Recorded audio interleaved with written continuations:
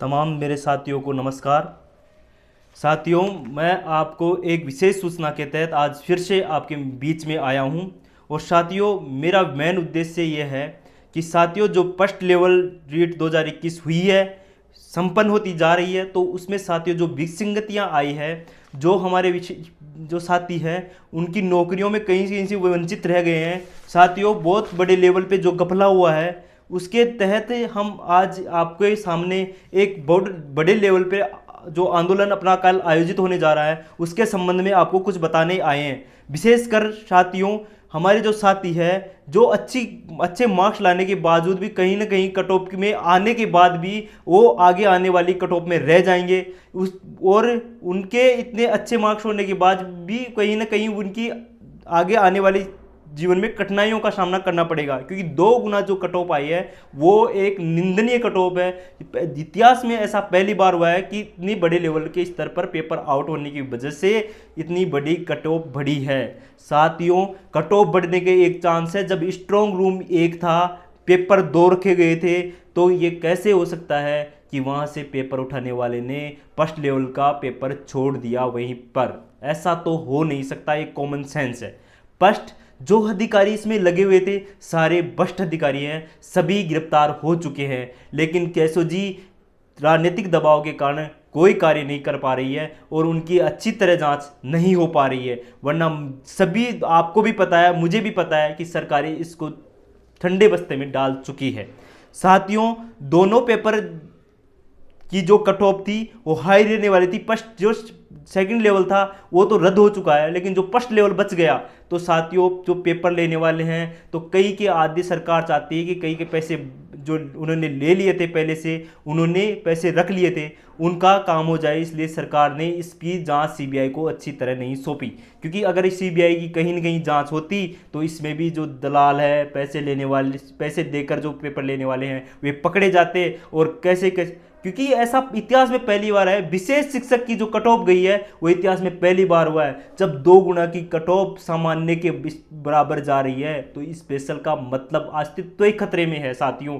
क्योंकि आगे आने वाले भविष्य में आपको भी पता है, सीटें कितने भी आए, कितने अगर पेपर लेने वाले होंगे तो वो तो ऐसे भी नौकरी। मैंने देखा है कि जब हमारी कट ऑफ आई है उसमें एक ही कॉलेज से मतलब 25-25 लड़के हैं साथियों। एक ही व्यक्ति की जो संतानें हैं, वे 5-5 संतानें 136 नंबर ला सकती है। और कई साथी मेरे ऐसे भी है जो इतने स्टैंडर्ड पढ़ाई करने के बाद भी 136 के करीब पहुंचे हैं, मतलब 130 के करीब पहुंचे हैं, वे भी आज वंचित रह जाएंगे, नौकरी से जनरल में वंचित रह जाएंगे साथियों। तो साथियों, इसको सोचते हुए हमारा एक एक आंदोलन का एक हमने एक वो निकाला है, रास्ता निकाला है। इसको सोचते हुए साथियों, हमने कल की जो अधिक से अधिक, आप सभी अधिक से अधिक लोग संख्या में आएंगे तो हमारे इस आंदोलन में सार्थक अगर भूमिका होती है तो हम कहीं ना कहीं अपनी बात सरकार तक पहुंचा पाएंगे। और आज तो इस रीट फर्स्ट लेवल की परीक्षा में जो धांधली हुई, इससे तो बचेंगे। आगे आने वाली तमाम जो भर्ती होगी उनमें भी बस साथियों ऐसी ही धांधली होने वाली है, क्योंकि जो पकड़े गए हैं वे थोड़े दिनों में छूट जाएंगे। और जो साथी जो मेन जो राजनीतिक संबंध और राजनीतिक नेताएं हैं, वे तो ऐसे की ऐसी सत्ता में बैठे हैं, वे तो आगे भी हमारे पेपर को आउट कराते रहेंगे और वो सत्ता की मनमोजी का आनंद लेते रहेंगे। चुनाव की जो जो भी प्रचार का पैसा होता है वो हम हमसे ही वसूलेंगे।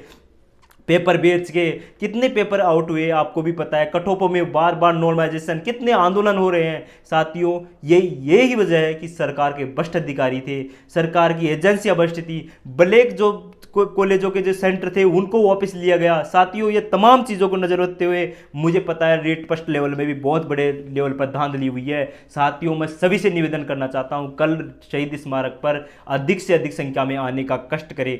आप मेरे कहने से अगर आज नहीं आए, कल नहीं आए, कल अगर किसी कल अधिक संख्या में नहीं आए, तो मैं आपको इतिहास में बता देता हूँ, इतिहास में होने वाली जो भर्तियाँ होंगी उनमें धांधली बड़े लेवल पे होगी। और जो रीट भर्ती में मेरे जो साथी अभी भी कट ऑफ के अंदर हैं, जो पास हो चुके हैं, वो भी वंचित रह जाएंगे साथियों। क्योंकि कट ऑफ हाई रहने वाली है, कैटेगरी की कट ऑफ पे 8-8, 7-7 नंबर बढ़ सकती है, संभावना है। क्योंकि पेपर बड़े लेवल पर आउट है। मुख्यमंत्री जी ने विधानसभा में दावा कर रहे हैं कि पेपर आउट नहीं हुआ, कट ऑफ 140 से ऊपर नहीं है। मुख्यमंत्री जी, ऐसा नहीं है कि हमें पता है 140 से ऊपर कट ऑफ नहीं है, लेकिन जो आपने कट ऑफ बनाए हुए वह भी एक बहुत बड़ा ही आपका हाथ है, क्योंकि ये अब एक 90% जो विद्यार्थी एक कंपटीशन एग्जाम है, इसमें इतने मार्क्स किसी के नहीं आते, कोई फिक्स सिलेबस नहीं होता, फिक्स चीज़ें नहीं होती, भाई वही आने वाली है, उनको तो रट के याद किया जा सकता है। लेकिन साथियों, मैं आपको बता दूं कि जो कंपटीशन होता है उसमें कोई ऐसा मेन किताब नहीं होती कि इसमें से सारा चीज़ें आ जाएगी।